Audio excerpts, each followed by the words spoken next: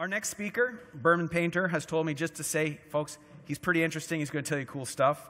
Without further ado, I would like to welcome Bermon Painter to the stage. Thank you.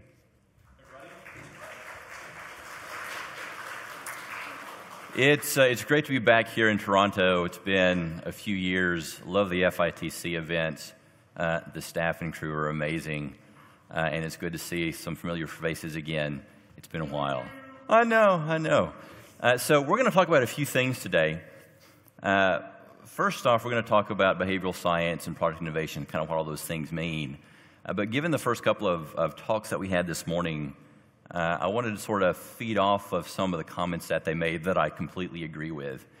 When we think of user experience and the methodologies that we apply, we've gotten really, really good at bringing people into a room, having them jot down all the different ways that they can think of to use a paperclip, put a bunch of ideas on sticky notes, and then shove those around the room, reorganize, prioritize, use dot voting, all those good things that are valuable.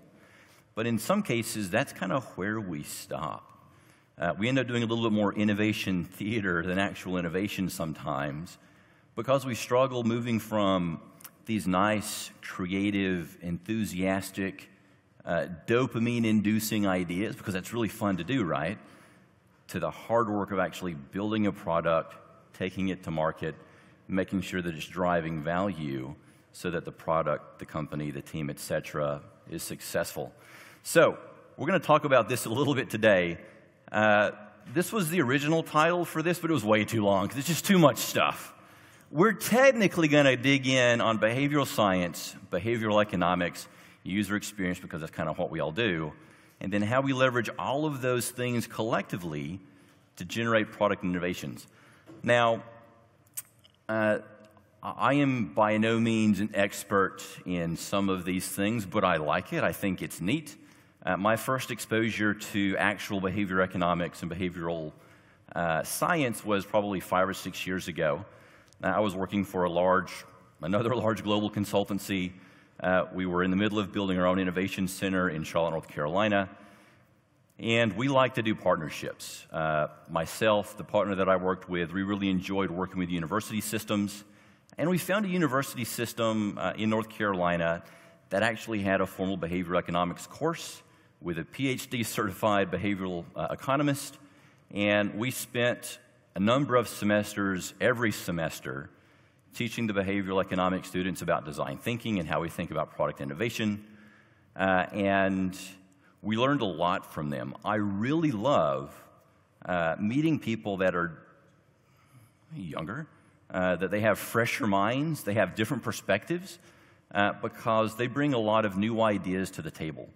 And their specific lean is in behavioral economics, which is not my focus, for sure. So we learned a lot from them.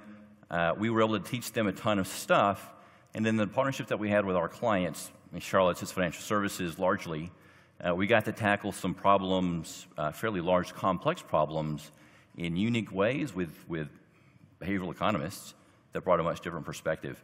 And it sort of got my gears turning over the past 5 or 6 years on, maybe we should be using this a bit more in what we do from the product innovation standpoint. So we're going to dig into this. To break down what these concepts mean, just so that when I say something and you hear me say something, we understand them in the same way. Behavioral science at a high level is really just understanding people's thoughts, feelings, actions, and how those lead to very specific behaviors. It feels very UX-y in a certain way. And then behavioral economics, and I really appreciate the way that this is defined, is it combines what we understand about people's behaviors and then how they use their money or other resources. It's somewhat transactional. We're going to dig into this a little bit more because there are some nuances there to use it for good and not for evil. And then UX, we all know UX, right? We're building products and services, and it's really about how people feel when they're using those specific or involved in those specific experiences. And then we tie all that together into product innovation work, which is what we typically focus on with my group. And really what we're trying to do when we think of product innovation is we're trying to find new ways, new, novel, interesting, unique ways to solve some of our partners' most complex problems. And we want to do that in ways that generate viable solutions and create value. So that the idea to execution is really important. That's a thread that we try and carry through as best we can. So all that to say, this is just Bermon's personal opinion, so take it with a grain of salt, is that if we can combine the concepts of behavioral science, behavioral economics, user experience, in the work that we do from a product digital experience standpoint, we're going to create much more engaging, intuitive user experiences. That's kind of the goal. And that's what we're really pushing hard with the companies that we partner with to do these types of things. Now, one of the stories that we're going to talk about today is very much an in-flight project. With a life sciences company, they create biomedical devices, specifically glucose monitoring devices for type 1, type 2 diabetics. We're going to use that as sort of the basis and dig into it a little bit more. How do we make this real and apply all those concepts holistically? So be thinking of that as you're sort of listening and engaging today. Definitely chime in with the questions. We'll go through those towards the end. So the first thing, the most important thing that I want to get into is how do we actually think as human beings? How does the human mind work? So out of curiosity, who plays a musical instrument here in the audience? Okay. Piano? Some sort of like brass or wind instrument? Something else? Ish? What do you play? Strings? Drums? Guitar. Awesome. I've been playing piano, 30 years at this point. I'm not very good, honestly, but I try my darndest. The interesting thing about music and the way that if you're a musician, you think about music is if you're classically trained, as an example, like you've gone through schooling, you've had like teachers and instructors that will make you cry because that's just kind of how it works sometimes. Your brain learns things intuitively. So I sight read music. So I was taught a lot of theory and all of the things way back when over the past couple of decades, which means that I can sit down in front of a piano and I can look at music and I can play it reasonably well without thinking too deeply about it. Now, the complexity of the music definitely determines how well I can get through it. But because I've learned music theory, my hands sort of instinctively know where to go as I'm sight reading some music. I was in jazz band in college. I am a terrible, terrible jazz pianist because there's really no music sometimes. I'm not that creative. I'm much more analytical in how I think about problems. So I did that for a semester, realized I was terrible at it, and moved to trumpet because I also did that. And they brought in a jazz pianist who couldn't read music at all. Wasn't classically trained, didn't know music theory, but he played 10 times better than I could play. Because his brain thought about things differently. The way that he could intuit where to move on the keyboard and how to combine different chords and progressions together to create sort of like this jazz feel just blew my mind. So the mind works those two different ways, right? It's intuitive and it's automatic. These are things that we can do with little to no effort. We don't have to really think about it a ton. And it doesn't matter if we're super creative or analytical, the mind kind of works the same. A good example of this, I think, is Google search interface. It hasn't really changed a lot in the past 20, 25 years. It's still just big old Google logo with a search box, and they still have the same couple of buttons they've had forever. Pretty darn intuitive to the point that almost every search experience tries to copy this and have for forever. So whenever we go and search for something, which was frankly a new behavior 25 years ago, it's automatic now. We instinctively know that if we put a phrase or a term in a search box, we mash the button, we're going to get some search results. The second way that our mind works is much more deliberate and analytical. And what this means is that sometimes the way that we think about things, we have to be slower, we have to be more deliberate. It's more conscious and rational because we're going into an analytical mode of thinking. So, for example, if I'm taking a really complex piece of music that I've never played before, and it's a little bit too complex for me to sight read, I'm going to take it much slower. I'm not going to go at the tempo that it's telling me I should. It's not going to sound as great because I'm more analytical. I'm using another side of my brain. Also Google as a good example here. Now, if you were to search something in Google 25 years ago, the results would be different. If you were to search today for behavioral science as an example, you see a number of stuff on the page. And frankly, none of this is actually valuable for the key terms that I've searched for, because all of the results are technically below the fold, because these are all sponsored links. Somebody has purchased presence on that page, and I probably don't care about most of what's there. Frankly, I don't. So now in the act of searching, normally we would choose the first 5 to 10 results. Now we have to think about it because we might click on something that is in no way related to what we're trying to get out of the search results. So we're going to have to scroll, actually read through, see what the descriptions say. Does this actually match what I'm trying to find on the internet? So we have to be more deliberate. There's a fellow by the name of Daniel Kahneman. You've probably heard of his book, Thinking Fast and Slow. If you haven't, it is a fantastic read if these things are interesting to you. One of the things that he says is that we can be blind to the obvious, but we are also blind to our own blindness. As practitioners in the industry, when we think about how people think, we make a lot of assumptions around how they typically explore and search and engage with the various products and services and experiences that we're creating. So we need to be aware as designers how people shift from one mode of thinking to the next. So if we're creating an interface, do the tasks that we want them to accomplish in that interface or in that experience, is it something that's going to be automatic for the individual? Or is it something that's going to cause them to have to be more analytical and think through what they're trying to do? And there's a balance there that we need to be aware of.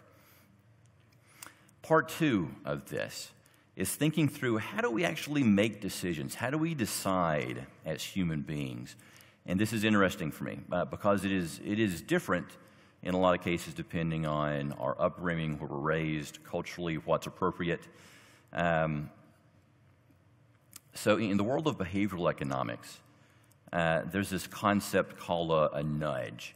And it's actually from a book called Nudge, which is a great behavioral science book if you wanted to read it. A nudge is simply a subtle way for us to sort of point somebody or give them a little loving nudge in one direction or another, ideally the right direction for them. And we use this as a way to help influence people's decisions, how they make decisions. One of the caveats here, and it's really important, is that when we're trying to influence behaviors through any of these concepts, we don't dictate behavior.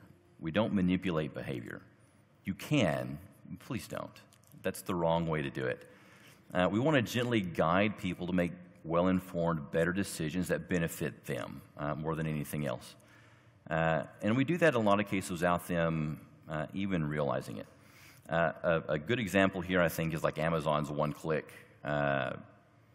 They make so much money off of that instinctive nudge. You're like, hey, you know what? Just mash the button, and it's going to show up in your door in like 24 hours in some cases. Spent way too much money. But it's a great experience, right? Because I don't have to think about it. I don't have to put in my credit card information every single time. I don't have to go through and check all the shipping stuff off. I just mash the button, and it goes off my credit card, which is a terrible thing. But it's a great thing because then I get mail and stuff that I can open, and it feels like Christmas. In North Carolina, this is another classic example of what a nudge could look like. On the North Carolina driver's license, or ID, there's a heart sign or heart icon on those licenses. You want to take a guess what that heart means? Donor? Yeah, organ donor. I don't remember ever signing up for this at all. It was probably some sort of a nudge that was on some sheet or some prompt that they asked me when I moved to North Carolina and was getting a North Carolina license, and like, glad to be an organ donor, no issues with that. But I don't remember doing it. and now it's just there forever unless I explicitly change my choice, change my opinion. And it's like this in some countries, some states. North Carolina has an opt-in system, so you have to opt in to be an organ donor. Now, individuals are actively required to sign up for something like that. Other countries, other provinces, other states in the U.S., for example, they have an opt-out system, meaning you're automatically enrolled whenever you get an ID, and you have to opt out. Now, both systems allow full freedom of choice. I can choose to opt in, or I can choose to opt out. Now, organ donorship is very important, in my opinion. Now, the countries with an opt-out system, they have a significantly higher number of donor rates because that's the default choice. So we get into concepts of choice and choice architecture. How do we frame decisions in an appropriate way that drives the ideal choice for the individual, say for humanity in this scenario? And the difference is really due to what the default choice sometimes is set as. So here's the Amazon one-click example again, right? It's just there. I've thought about buying this for my camera for home because I still work from home and it's never going to go away. High level, if you think of ways to generate gentle nudges, it's really kind of like this if you were thinking of a sequential way to do it. We want to understand what the behavior is. We want to define what desired behaviors we're going to nudge people towards, identify other opportunities, and then you're going to design what that experience looks like. Test, refine, you're going to evaluate, monitor, make sure that it's not being used for nefarious purposes. It is actually producing the value that it really should. And keep in mind, a nudge, in essence, alters people's behaviors. And we do this in a way that they often don't realize. We don't want to forbid options. We don't want to minimize choices or have the absence of choice, or do anything that's going to impact their economic incentives in any sort of a negative way. That's where the behavioral economics aspect comes into play, is we're trying to do this in a positive way that has a positive economic result for the individual, right? That's the goal. We don't manipulate. The second thing here is, how do we decide? So we have the ability to choose. We make choices every single day. You all made the choice to come to this event and hang out with us. For the folks that are online, you made a choice to sign up, and you're hanging out with us virtually, and we appreciate you doing that. There's a concept that's adjacent to a nudge called choice architecture. And this is the practice of influencing choice by organizing the context in which people are making those choices. A good example of this, I used to work in retail many years ago, stocking shelves at a Walmart. There are classic, repeatable choice architectures that you can see in almost every retail experience, specifically when it comes to food. This is an example of a cereal aisle. I used to love sweet cereals. I don't eat sweet cereals anymore because, I don't know, I'm old and I have to eat cereals that taste like cardboard now because it's supposed to be healthy, I guess is what I've been told. But if you look at the way the cereal is structured in a supermarket, I'm about 6'4", so things for eye level are typically very healthy, very boring cereals. For most adults, that's kind of what you see. If anybody has children or nieces or nephews or just little people that you drag along to the grocery store with you, if you notice what's at eye level for them, it's not healthy cereal. It's very colorful cereal with animated people, along with boxes with lots and lots and lots of sugar. What do you think they're going to grab? They're going to grab the colorful stuff and beg that to happen. That is a choice architecture. It's intentional. Same thing, if you've ever wondered why, if you go to checkout, they have a bunch of really small, sugary items in most cases. Because we're impulse buyers sometimes. Like I could use some chewing gum or a candy bar or a gift card or a whatever, like a bag of Doritos.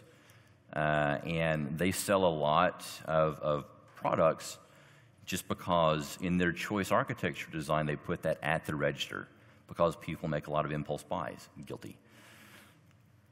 So if you were to break down choice architecture, it's going to feel kind of the same in that we're trying to understand who the decision maker actually is, defining what the decision really should be, identify the choices in the choice architecture, and then you design the environment. So you're taking a step back and looking at the holistic environment in which they're trying to make choices to see what other influences will help move them down the appropriate choice architecture. Test, refine, evaluate. Very similar UX processy type things with a slightly different spin on where we're focusing. And then the third thing here is, how do we motivate people to take action? Motivation is a challenging thing sometimes. There's a book called Drive from Daniel Pink that I really enjoy reading every once in a while. It's been around forever at this point. Very short read, but he goes into motivations and behavior, and he basically breaks it down into 3 areas where people care most about autonomy. I want freedom of choice. I want control over my work, my life, what I do. I frankly don't like people telling me what to do and how to do it and when to do it. I'll do it when I'm darn well ready to do it. 2 is mastery. As human beings, we have this innate desire to be better, to learn more, to help our fellow human beings. At least that's my opinion, right? That's my hopeful opinion on the human race, is that we care about being better. From a work, product, learning standpoint, we want to get mastery. We want to get better at something. It doesn't matter what it is as long as it's enjoyable for us. And then purpose. We like to be purpose-driven, purpose-centric. Those 3 areas help us understand motivation. So if we're designing a product or a service or an experience for other people, understanding their motivations will also help us design the appropriate nudges, the appropriate choice architectures, and make sure that we're taking into account their desire for autonomy, for mastery, and for purpose. Duolingo. Anybody use Duolingo out of curiosity? Holy smokes. Okay. I like it a lot. I love languages. I speak like 2.5 languages, which is nothing for an American, right? We don't do languages very often, which is unfortunate. Most other countries speak 2 or 3 or 4 or 5, as it should be. Duolingo is great because if you don't know what Duolingo is, they're a language learning app. And they've done a really good job defining choice architectures, understanding what people care about, what's going to motivate them to learn a new language, and then nudging them to do certain things at certain times so they can get better at their goal of learning a language. They promote mastery in their application by instant feedback. They track your progress.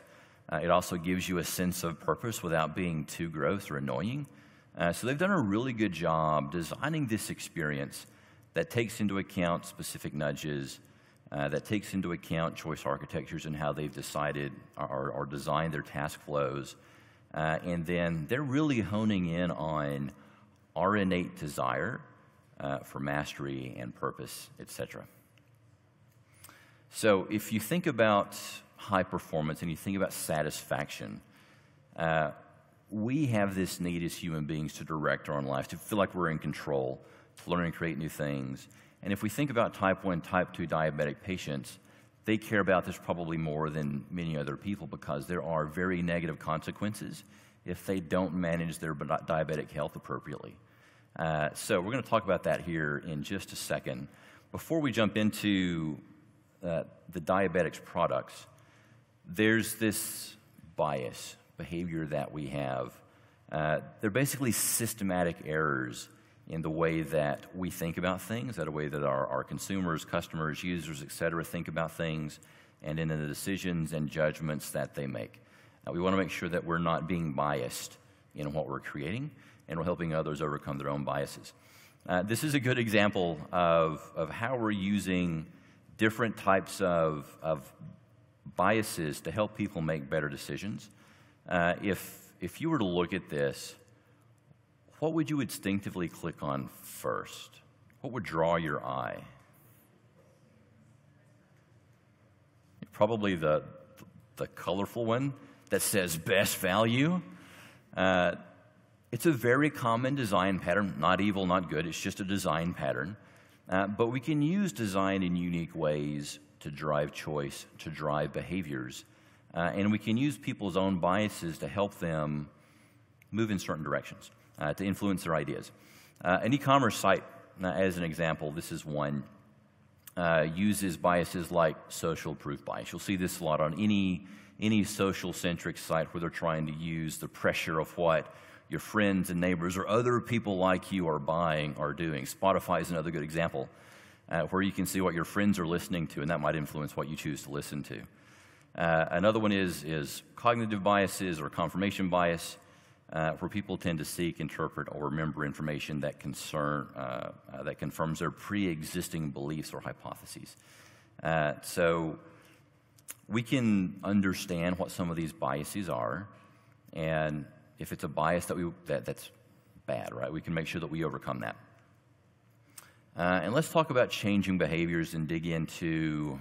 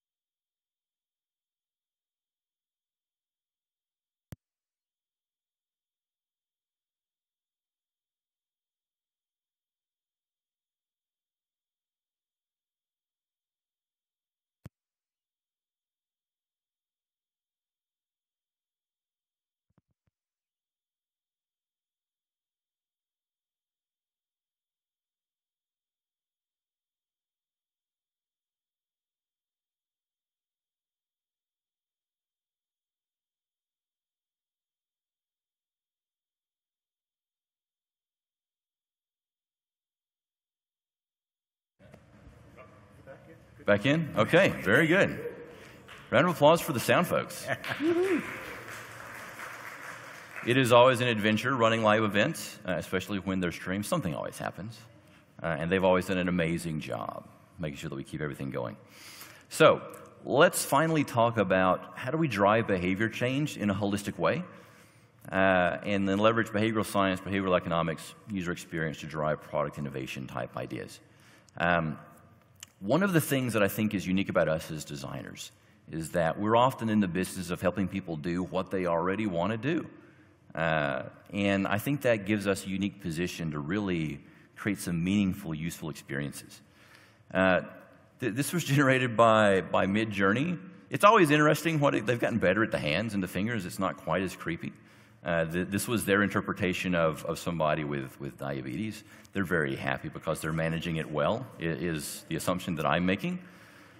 So we're partnering with a medical device company.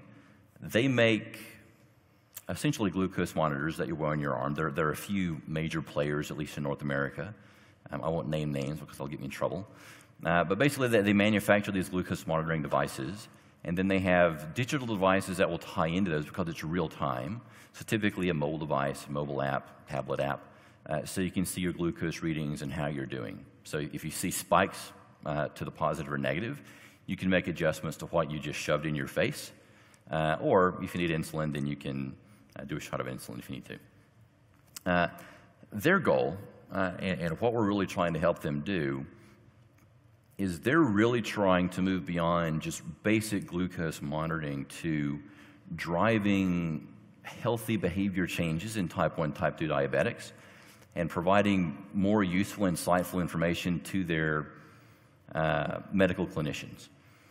So we're trying to do it full circle. It's technically an omni-channel type experience that we're going to be creating for them. So the design of something like this, right? We could use something like social proof so people can see other people that also have diabetes and them living a healthy lifestyle and what they're doing, what foods are they eating, etc. We could offer positive reinforcement, which is something like Duolingo does really well, that gives people rewards as they reach their goals. We can also reduce friction, right? Making it easy for them to manage what they're eating, what their glucose levels are.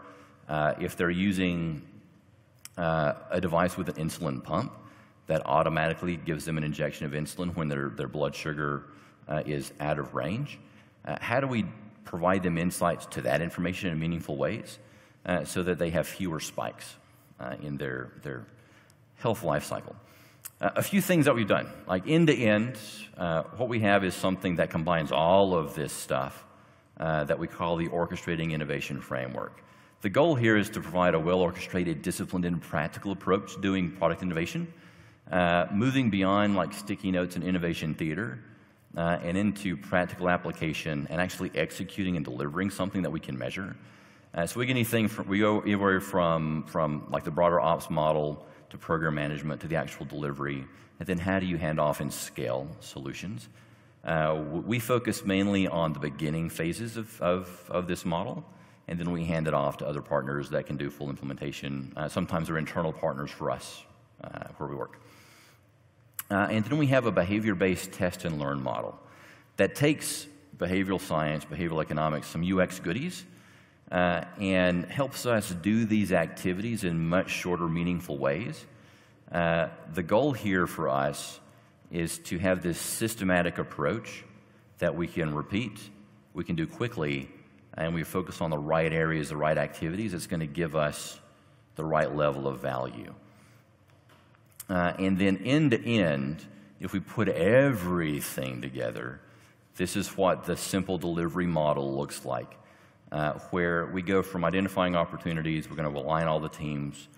Communication is frankly one of the biggest challenges that we have doing any of these types of projects. Everybody has ideas, making sure that their ideas are aligned on what we're doing and how we're going to do it and where we're going to do it by and how much it's going to cost. That's really the challenge. We're going to explore concepts, we're going to validate, we're going to decide what we actually bring to market, what combination of features will provide the most value, and then how do we build it, how do we pilot it, and then how do we scale it? So we'd say like a full market rollout of the product. So let's break this down really quickly. The way that we think about it, and the way that we think about innovation is there's no shortage of ideas, ever. Everybody has ideas. Ideas are cheap. Not all ideas are great. Most ideas are actually bad, but that's okay. Whenever people are coming up with ideas, whether it's us, your teams, your stakeholders, customers, whomever, they're typically needs-driven, pain-driven, trend-based, internal or external. That's typically where the ideas are coming from. Our goal, and the reason that we operate in this way, is we have to be able to identify out of all of those ideas that people are coming up with, which idea or combination of ideas will have the highest opportunity to drive the most value for both the business and for the customer. In this case, the patients and the clinicians. So we'll typically do things like, are the possible workshops, right? We're still going to do workshops, we're going to do stuff with sticky notes, but we have to connect them to the whole. That they can't be siloed design thinking activities. You have to connect them to customer and business and feasibility from a technology standpoint. We do something we call future back workshops. Assuming there were no constraints, no budget, you could do anything you wanted, what would you design? What would you create? And then we back into it. We'll typically do some level of behavioral design analysis. So frankly, talking to patients, talking to clinicians. There are a wide range of people, backgrounds, race, gender, age, socioeconomic level that suffer from diabetes. And we have to design an experience that can benefit people that aren't technology savvy, that are little kids running around, that may have to be tethered to a device if they're using an injection device that keeps their glucose levels in check. That there's a whole myriad of things that you have to take into account from a behavior standpoint to design an effective product. Once we figure out where those opportunities are, we align the teams. We typically do visioning and KPI workshops. The visioning aspect of this work is really important, so I agree with what was shared in the previous session. We'll typically do like problem, solution, fit workshops. We have this problem, we have this solution, does it actually fit at a high level? We'll do a lot of value stream identification exercises, and this is where we take, all right, from a value standpoint, is this going to drive enough value for patients and clinicians? And if we spend the next 3 months or 6 months building the technology infrastructure, creating the interfaces, doing all of the integrations with other healthcare systems, dealing with PII and the things that you have to do in a highly regulated space, is the value going to be there?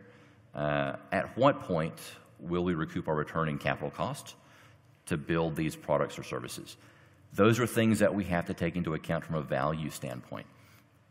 If we move on, once we figure out, all right, these are, let's say we came up with 200 different ideas. There are 5 opportunities that we think are the most valuable that we want to pursue. We go through what we call a basic exploration and validation cycle. It's basically a design thinking model that's a bit more iterative and a bit more quick, where we're going to frame all the assumptions that we're making, and this acts as kind of a funnel. We're going to identify the behaviors because we're trying to really influence those. We're going to narrow our focus, generate solutions, and then our main goal here is to prototype. We want something tangible that we can get in front of actual people to see, is this a fit or is it not? And then we go into sort of the end of what we would call like an accelerator phase, where we're going to decide what we're going to actually bring to market. And we're really looking through more of the business aspects of what's going on. And this is kind of a gap of design thinking, where it doesn't have what I would call the business bookends. Is this the right problem? And then is this solution that we created to solve this problem going to provide enough value if we took it to market? So we actually have value engineers that will do ROI modeling for us. How long is it going to take for us to go from red to black in the effort?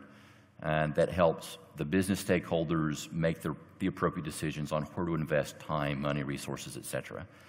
Once we understand that, yep, we've made the go and no-go decision, we're going to take this to market, we're going to build the full thing at a production level, pilot it, and then scale it. That's what we do. We go into typical, like an agile delivery mode, trying to be as iterative as we can. We like to do pilots as much as possible, especially if we're trying to do national or global rollouts, because we want to test with a subset to make sure that we've got everything working as best we can before we open it up to the world. Bad things can happen if you don't do that well. So taking a step back and looking at everything, this is just how it looks end to end, some of the common activities that we do from phase to phase. And the goal here, again, is to make sure that we're focused on the right opportunities that have the potential to produce the right level of value, drive the right level of behaviors, drive the right level of value for the company, prototype something as quickly and efficiently as we can, and whatever fidelity makes the most sense, to validate those opportunities, and then help the business make a go or no-go decision before we go into the expensive part of this, which is setting up the infrastructure, doing the change management, changing any operational processes needed to support this thing that we're building before we scale it. So as we wrap up, I know it's about that time. Effective behavior change, we really have to understand people's behavior, their motivations, the context, so that we can create and design solutions to really meet them where they are. Final story, and then we'll go into some Q&A. So I'm from the southeast of the United States, Alabama, technically. You might hear a little bit of a twang from time to time. I try not to do that. But if I go back home, you'll hear it'll come on pretty thick. My grandmother at the time was a dowser. A water witch is what we would call them in the South. They would essentially walk around with dowsing rods and try and find underground well water to dig a well. She was great at it. She tried to teach me. I didn't have the magic she did. One of the things that I learned from her, just sort of following her around farmlands as a kid, is knowing where to dig is way more important than knowing how to dig. You can dig holes all day long and never actually find water. So you have to know where to dig first, so that the effort is the most effective. So I'll leave you with 3 things. When it comes to product innovation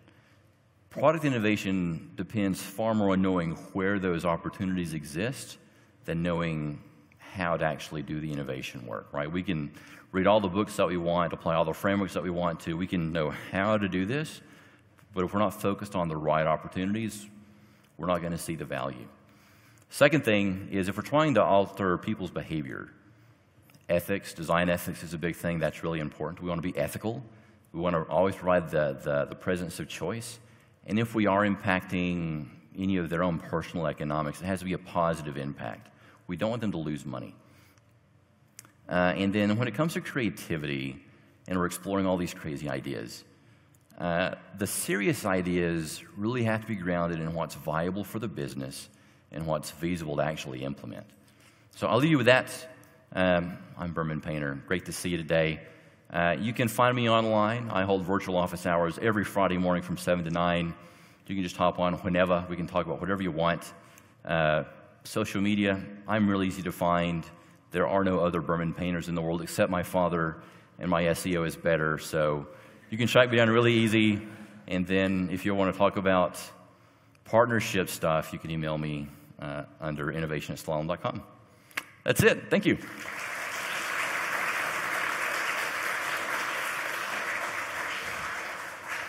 Fantastic. Thank you, Bermon. We have a bunch of questions already rolling in, so I'm just going to skip the preamble, and we're going to dive right in. All right. So Trista asks, what do we do to avoid dark patterns from behavioral science perspective? Oh, man. Dark patterns. They come up a lot. In a lot of cases, you're being asked to do something that feels dark, a little bit nefarious, to hit some sort of business metric. That's where we see it most of the time. Somebody higher up has asked you to do a thing, and you have a choice as a designer. You can choose the thing that may benefit the company but hurt the customer base, or you can choose not to do the thing that you've been asked by somebody that has power over you. And you can navigate that a couple of different ways. You can have a candid conversation. Hopefully your culture is set up in a way that you can do that with folks that are making these requests. Because you don't have, this is where I struggle and get myself in trouble sometimes, you don't have to do what people tell you to do. We have that choice. Now sometimes that choice has negative financial impacts for us because we might lose a job because we didn't do a thing. But ethically or morally, I would rather sleep well at night knowing that I didn't do something that hurt other people. On the flip side of that, sometimes as designers, we just make mistakes, right? There's sort of like this dribblization of design where we see a bunch of design patterns but don't really understand why those patterns exist the way that they are. So we do have to be thoughtful about the design patterns that we try and implement.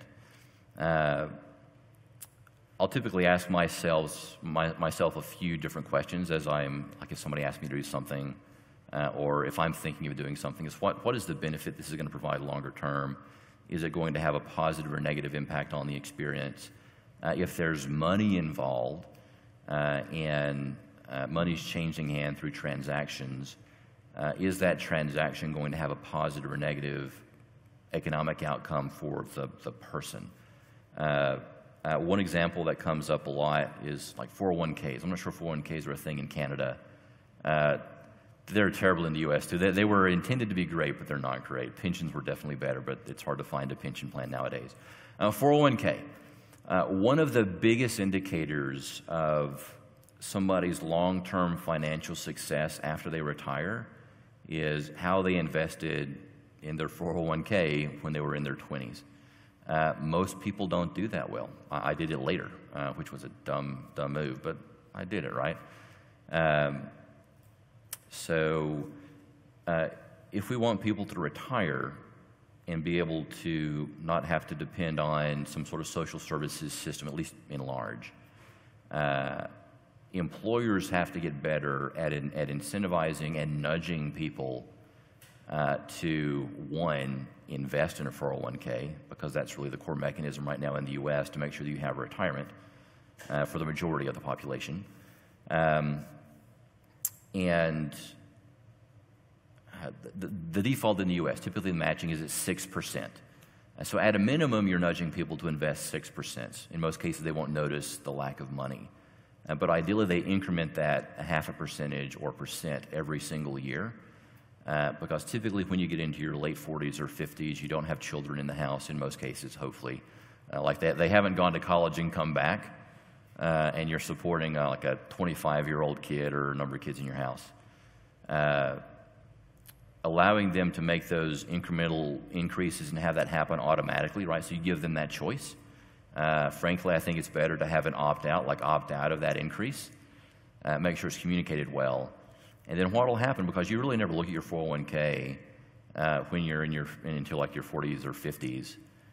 What happens if you start that with somebody in their 20s and they get to their 40s and 50s, they have like a nice 7-figure retirement fund that's kind of already there, It didn't have to do anything, just kind of work. It doesn't work like that every time, but that's kind of what comes to mind. I am getting flagged over here by people taller than me that we're out of time, but I'm making an executive decision. I didn't just get the go-ahead. I'm doing this for one more. You made a choice. I am an agent of my own future. And I've got so many. This happens a lot where people just flood in, so I'm literally going to grab one here around. And this one actually stood out to me, and it's probably not going to be indicative of the entire presentation, which was great, and my camera roll is now full of your slides.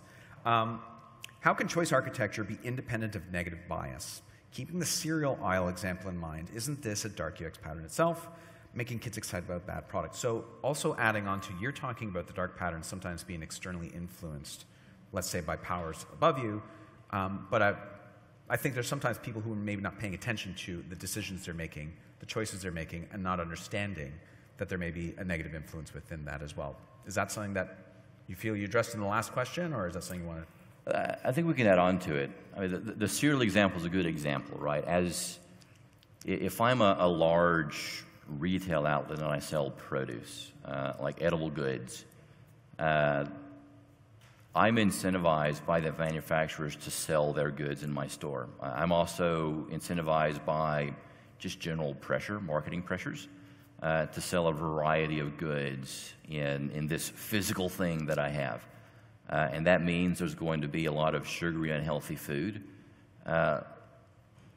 If you're in the U.S., there's not a lot of regulation there on like the quality of some of that food, which is why we're kind of robust sometimes in the U.S. There's a decision there, and it's multifaceted. As the owner of that location, I can decide what types of produce or goods I want to sell in my store. As a parent, right? If it's a kid scenario, as a parent, you have frankly full control over what your kids eat up to a certain point, and you have to make better, more informed decisions as a parent. Now your kids might scream and yell in the aisle, and you might take them to the car and not take them to the store again, which, like I've done that before, as both the kid and the parent.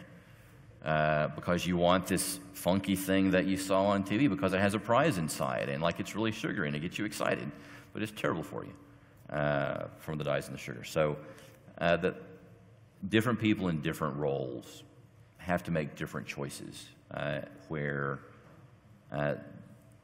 you as a parent, you're not going to have control over what the stores stock. Not really. You can influence that through protests or emailing the manager. But you do have full control of what you buy and what your family eats. There's a lot more questions that I want to be able to ask, but I think we'll have to wrap it up for now. For those of you who I'll be around. Yeah, I was about to say, Bermon's hard to miss. You can find him, ask some more questions. Fantastic presentation. Thank you so much for bringing us through that.